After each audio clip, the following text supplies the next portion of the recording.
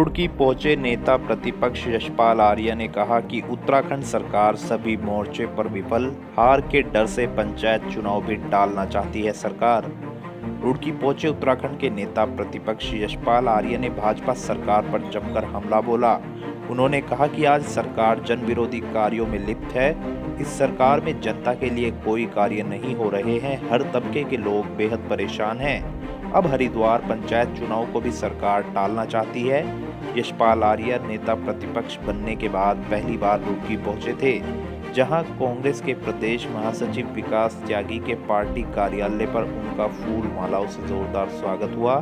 इस दौरान यशपाल आर्य ने कहा कि भाजपा शासित प्रदेश अवैध शराब का कारोबार करने वाले माफियाओं का अड्डा बन चुका है और इस काम के लिए उन्हें सरकार का संरक्षण प्राप्त है। भगवानपुर विधानसभा क्षेत्र में हमारी माननीय विधायिका श्रीमती ममता राकेश जी के ने एक बड़ी बैठक वहाँ पर की है, एक सब जनसभा हुई और आज फिर यहाँ पर रुड़की में भी दूसरी हमारी एक बैठक यहाँ पर संपन्न हुई।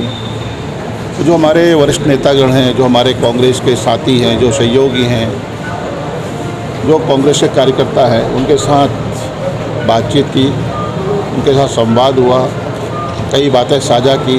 कांग्रेस को कैसे मजबूत किया जा सकता है, वर्तमान हालात कैसे हैं, देश की स्थितियाँ कैसी हैं, उत्तराखंड में किस तरह से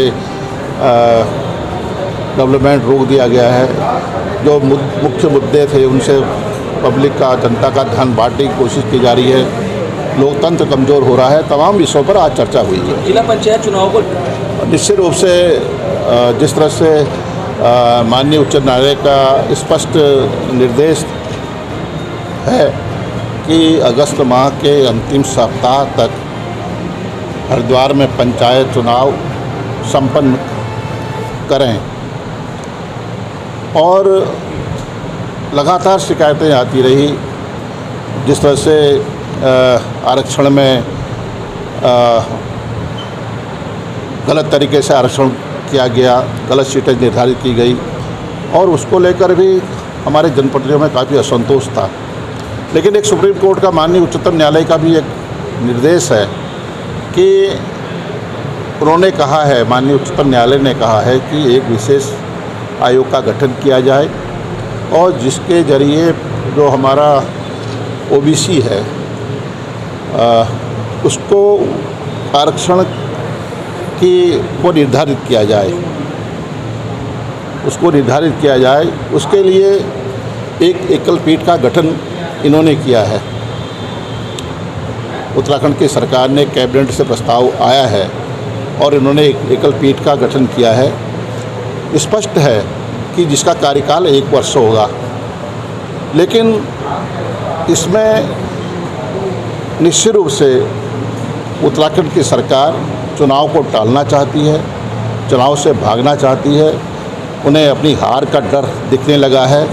इस तरह से उन्होंने विशेष आयोग का गठन किया है। सुप्रीम कोर्ट के माननीय उच्चतम न्यायालय के निर्देश जरूर हैं, लेकिन अगस्त माह में 1 महीने के अंदर वो एकल पीठ का जो गठन किया है उससे तत्काल जो हमारा ओबीसी का आरक्षण है उसको निर्धारित करने के लिए कहें, जिससे हमारे नेता प्रतिपक्ष श्री माननीय यशपाल आर्य जी सबसे पहले भगवानपुर विधानसभा में नरेंद्र गार्डन में पधारे।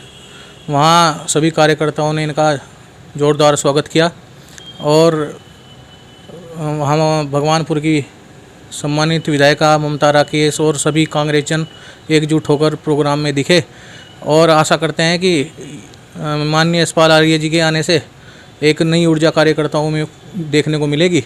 पंचायत चुनाव को देखते हुए भी महत्वपूर्ण दौरा, ये तो अच्छी बात है और इसमें काफ़ी ऊर्जा का संचार होगा कार्यकर्ताओं में। और वैसे तो अभी पंचायत चुनाव का कुछ अभी सही डिक्लेयर नहीं हो पाया, लेकिन इससे काफ़ी फ़ायदा होगा।